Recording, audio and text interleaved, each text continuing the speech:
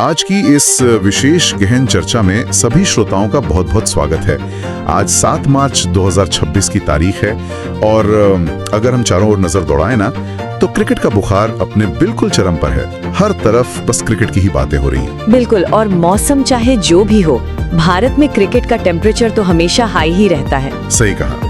तो आज की हमारी ये चर्चा मुख्य रूप से रॉयल चैलेंजर्स बेंगलुरु के उस नए स्वर्णिम दौर, हाल ही में समाप्त हुए 2026 विमेंस प्रीमियर लीग के बेहद रोमांचक निष्कर्ष और 26 मार्च से शुरू होने वाले पुरुषों के आईपीएल के महाकुंभ पर केंद्रित होने वाली है। और इस पूरी चर्चा को प्रामाणिक और गहराई से भरा बनाने के लिए ना हमने कई अलग अलग स्रोतों का विस्तार से अध्ययन किया है।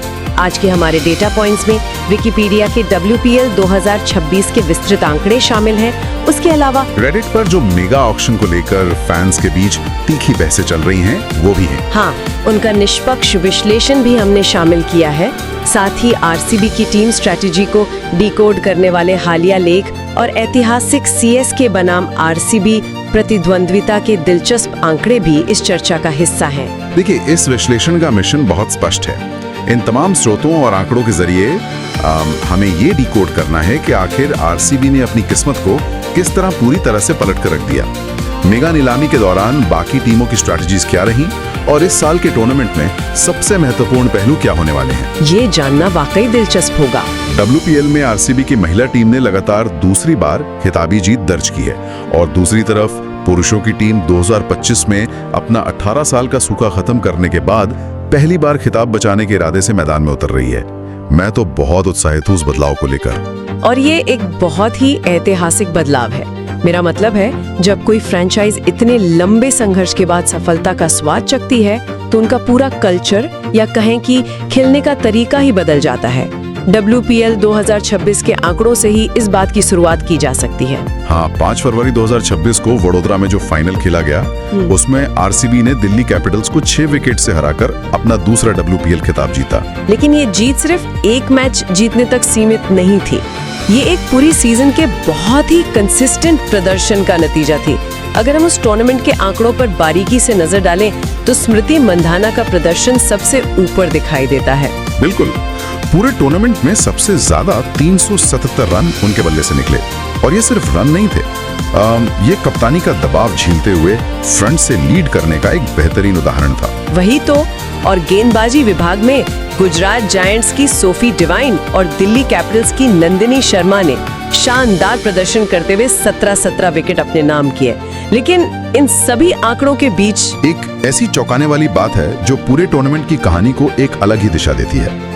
WPL इतिहास का सबसे पहला शतक मुंबई इंडियंस की नैट साइबर ब्रंट ने आरसीबी के ही खिलाफ सिर्फ 57 गेंदों में नबाद 100 रनों की ऐतिहासिक पारी खेली थी। T20 क्रिकेट में 57 गेंदों में शतक लगाना एक बहुत ही असाधारण उपलब्धि है। लेकिन यहाँ सबसे बड़ी बात यह है कि किसी विपक्षी खिलाड़ी के इस तरह के आक्रामक और शानदार प्रदर्शन के बावजूद अंततः चैंपियन की ट्रॉफी आरसीबी नहीं उठाई।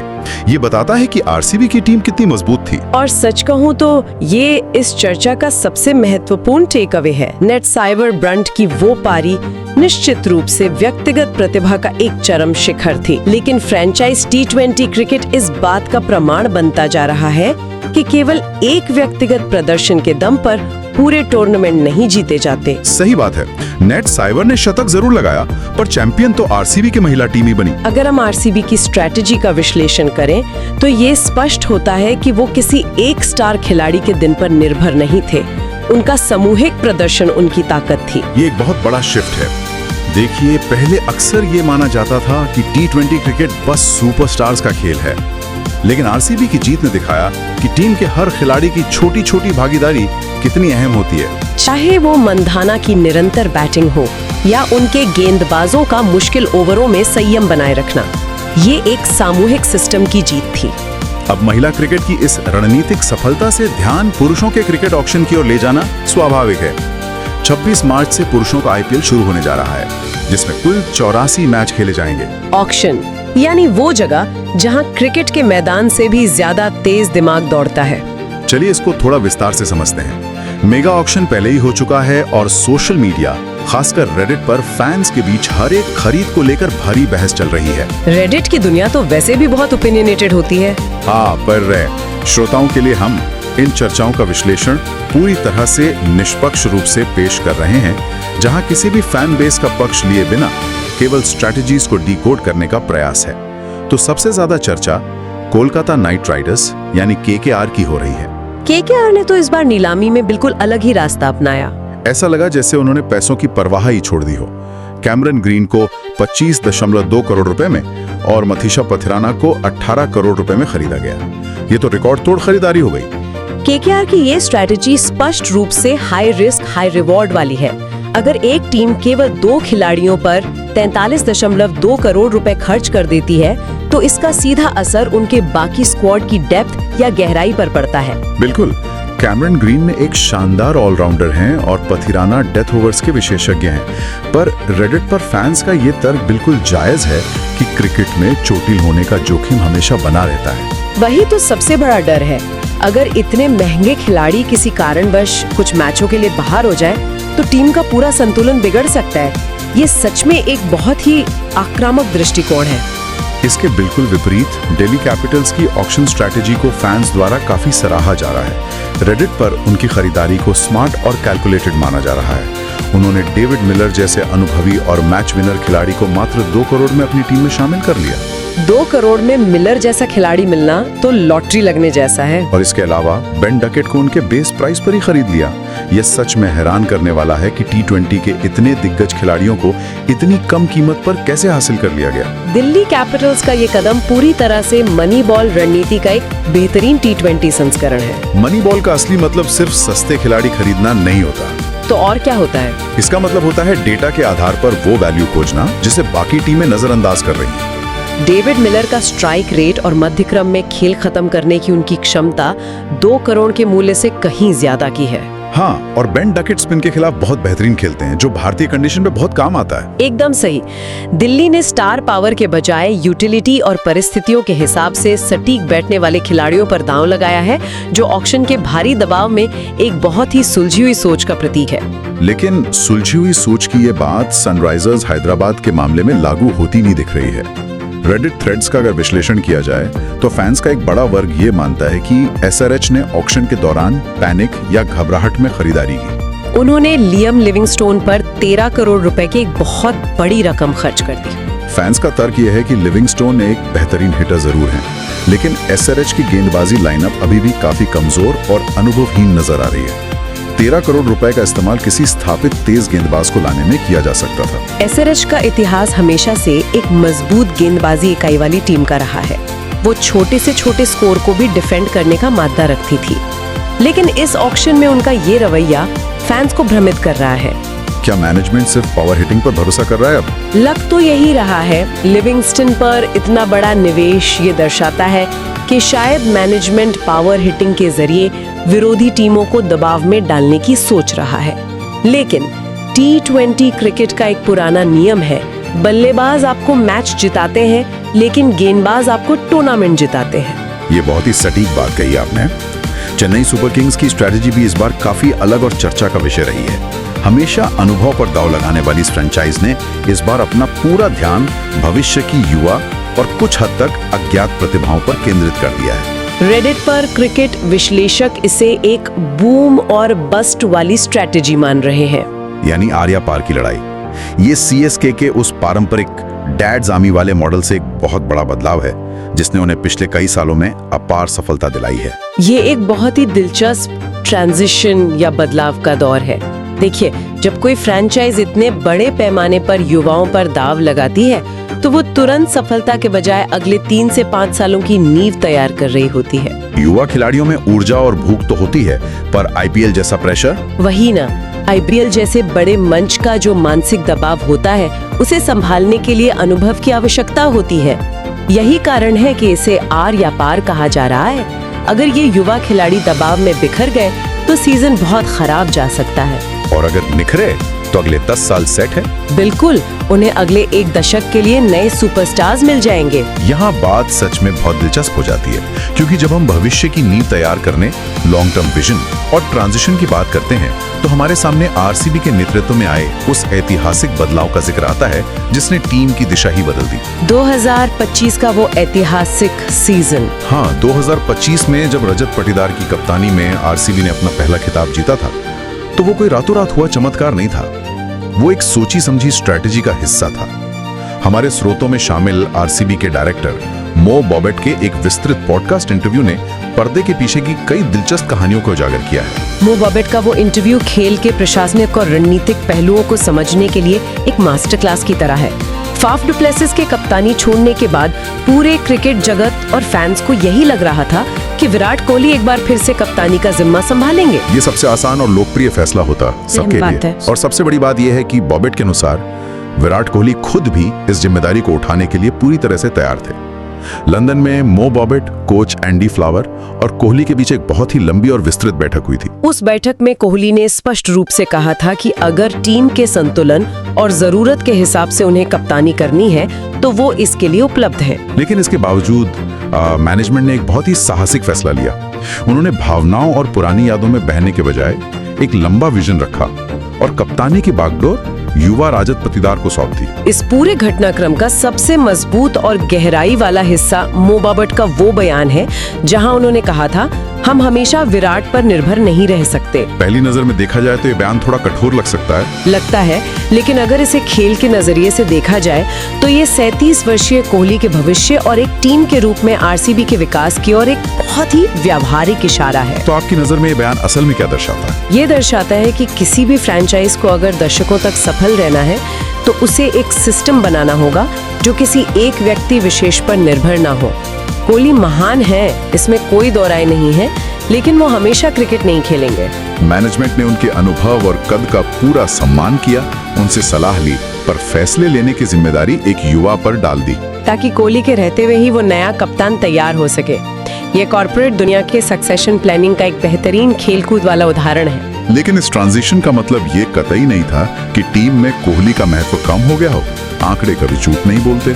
ऑक्शन से पहले आरसीबी ने उन्हें 21 करोड़ रुपए की भारी भरकम रकम में रिटेन किया। 8,661 से ज्यादा आईपीएल रनों का पहाड़ खड़ा करने वाला ये खिलाड़ी आज भी टीम की सबसे बड़ी ताकत है। वो उनके ड्रेसिंग रूम का सबसे बड़ा मार्गदर्शक और मैदान पर टीम की धड़कन बने हुए हैं। पाटीदार की 2025 की खिताबी जीत में कोहली का वो बिना कप्तानी वाला लीडरशिप प्रभाव साफ दिखाई दिया था। एकदम सही कहा आपने। एक कप्तान होना अलग बात है और एक लीडर होना अलग बात है। कोहली ने टीम के लिए वो माहौल बनाया जहां एक नया कप्तान पनप सके। इसके अलावा इस साल के ऑक्शन में भी आरसीबी मैनेजमेंट ने उसी दूरदर्शिता का परिचय दिया है। अगर इस साल ऑक्शन में आरसीबी की स्ट्रैटेजीज पर नजर डालें तो उन्होंने 7 करोड़ रुपए में वेंकटेश अय्यर को टीम में शामिल किया है। ये एक बहुत ही रणनीतिक खरीद है।